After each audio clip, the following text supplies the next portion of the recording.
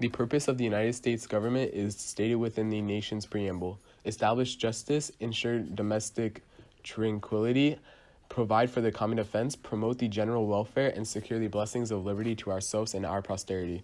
It's important to understand its purpose to understand where it's going to impact your life. No matter what, the government intervenes with the average citizen's life every day, ranging from the tax you pay for your gasoline to the types of food you can purchase. Since the government has a severe impact on several choices we make in our lives, it is important to have an understanding of how it works. It's important to understand the government we live in. Around the world, different types of government can be seen. The United States is a democracy. Democracy means rule by the people. In other words, decisions are made by the people, either directly or indirectly through elected representatives. This is important to note when understanding why we vote for who we vote.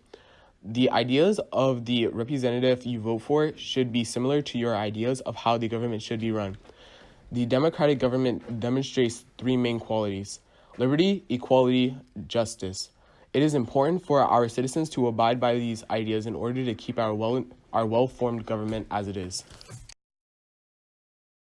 The history in the U.S. government is wide. It starts back in 500 BCE with the Romans and the 12 tablets which had the laws written down. Just like Romans, Americans have access to all laws that they're subject to, federal or state. To live in the United States, citizens must obey the law. One of them includes ignorance is not an excuse from the law. Also, that there were two main leaders in the army during Roman times. They had the power to veto each other's rule, which is somewhat a philosophical Montesquieu's idea of check and balances.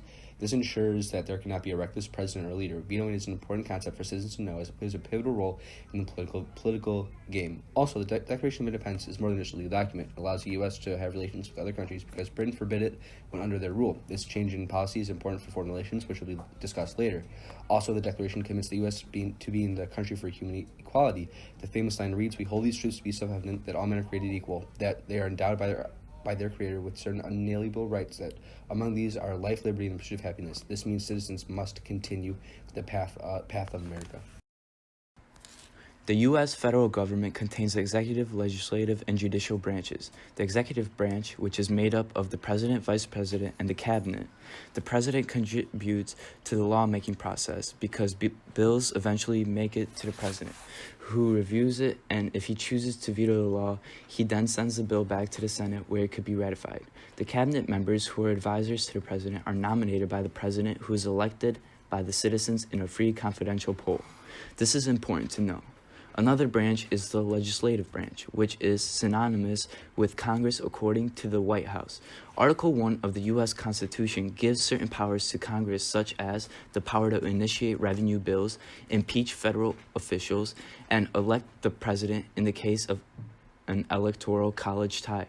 And normal citizens should be well aware of this because representatives and senators are voted in by citizens. Citizens must be aware of their role in determining the future of domestic and foreign policy. Further on, the last and some say most important branch of government is the judicial.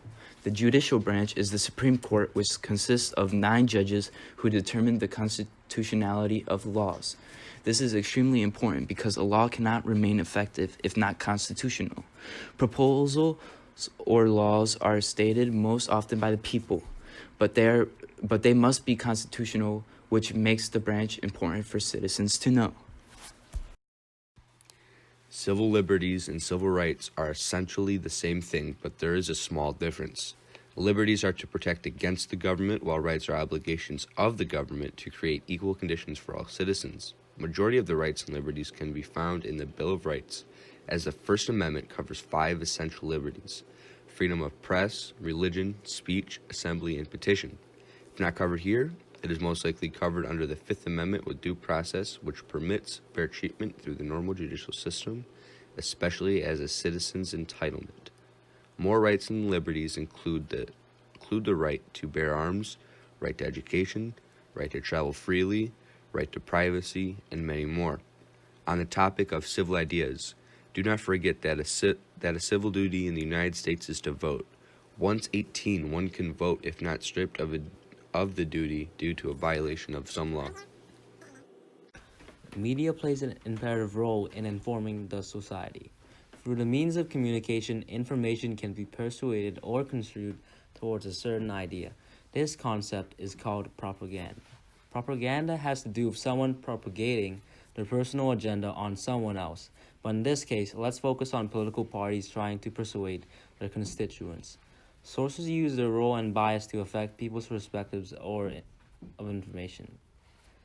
It is important that citizens are aware of this bias so that they understand what is being told. Facts are facts. Opinion of facts is different than just the facts. Nations can have positive or negative relationships with each other. The U.S.-China foreign relation is relevant in current news. According to the New York Times, the issue that is being addressed involves the U.S.-China trade war and the extent to which China is willing to offer binding commitments to change trade practices. It's alleged that officials in China pressure foreign companies to transfer key technologies to Chinese rivals as a condition for entering the country's market. Therefore, there are promises to improve intellectual property protection and ban forced transfer of technology. Also, the Treasury Department is looking to stop further increases in American tariffs. These tariffs are important because they increase the prices of goods directly by making goods more expensive via the imposed tax, and indirectly by allowing domestic manufacturers who do not have to pay the tariff to charge higher prices.